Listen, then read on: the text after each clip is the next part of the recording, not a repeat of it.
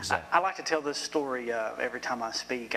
When I was 12 years old, I was going into the youth group, and my dad is a pastor, and he came to me and said, "Hey, the youth group's going on this canoe trip, and I like to do some outdoorsy kind of stuff." And so I said, "Hey, I'd love to do that."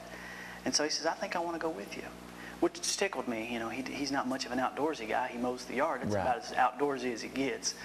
So we went out and spent a wonderful day on the river and just traveling along that and relaxing. And we had just kind of put the oars in the canoe and just, you know, hanging out. And the water picked up, got a little bit swifter. Right. I was convinced we were going into Raging Rapids. You know, I'm 12 years old. I'm seeing the worst of it. So we hit this overlying branch, knocks us clean out of the canoe, and I come up and I'm looking at my dad. Somehow he managed to stay onto the canoe and he's holding on to it, and he says, "Hey, you're fine." I'm thinking, I'm anything but fine, because I'm looking at you this way, but I'm going this way. Yeah. My life jacket is up around my neck. I've got water all around me. I think I'm in Raging Rapids. I begin to fight and struggle, and then I look off to my left and I see my entire youth group. Oh. They're sitting on the sidelines of the bank, and some of them are really laughing, having a good time at my expense, you know. Right. And some of them are just turning their backs and heading on to the van, and suddenly somebody just grabbed a hold of me. And I turned and looked, and it was little Miss Doris Robinson. And I say little Miss Doris Robinson because she's just 4'11". Right. But she's standing in waist-high water. And she looks down at me and says, "Will you stand up?" So this whole time I've been twisting and turning, not knowing what's going on, and just needing to stop and stand up. Amen. And I think about that in terms of what our kids that we see. Yeah. They're twisting and turning down the river of life. Exactly. We get to wade out in the water and help them stand up. And there's other similarities in the fact that I was tossed in by a loved one. They are too. Right. These kids also look on the sidelines when they're struggling and they can't holler out for help, because that's what I couldn't do. I couldn't say that I'm in trouble.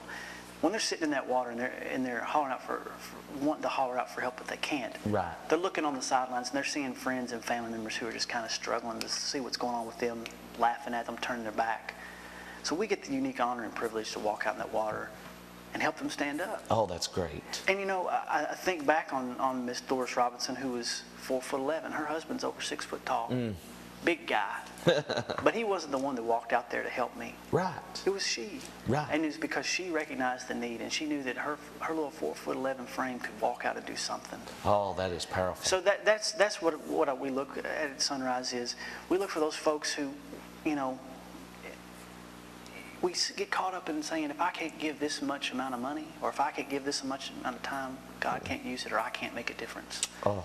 But little Miss Doris Robinson proves that if you see the need and you're willing to do what you can make a difference. Exactly. And that's what we're looking for in people to come along and partner with us, is those people who know, I can give this much, or I can give this much time, or I can do this for you guys, because it can make a difference. That's exactly right, and that's such a powerful story, and it's so true. You know, you can make a difference in these children's lives by getting involved, by volunteering, by even praying and just supporting them. Yeah. Anything that you do for somebody else, it's going to make a difference. It is. And if you do it out of love. And you know, just sitting here and talking with Brian, I can tell he's got such a love for these children and wanting to do so much. And it's just an honor just to be a part of this interview today, just to try to get you all more help and more support in this. Yeah. What's some more things that you would like to focus on before we run out of time? We got about 6 minutes left.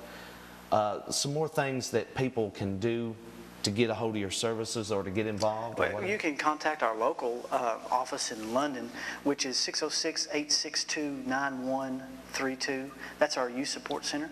If there's something you want to do in Laurel County to help out those kids, you want to be a part of our coalition that we're starting, the Drug Free Coalition. We'd love to have more members. We're looking for different sectors across the board to give us a good representation of Laurel County.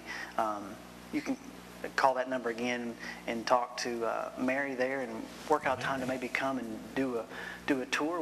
We always love having people come and see what we do. Right.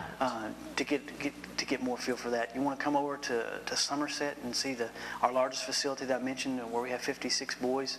Oh.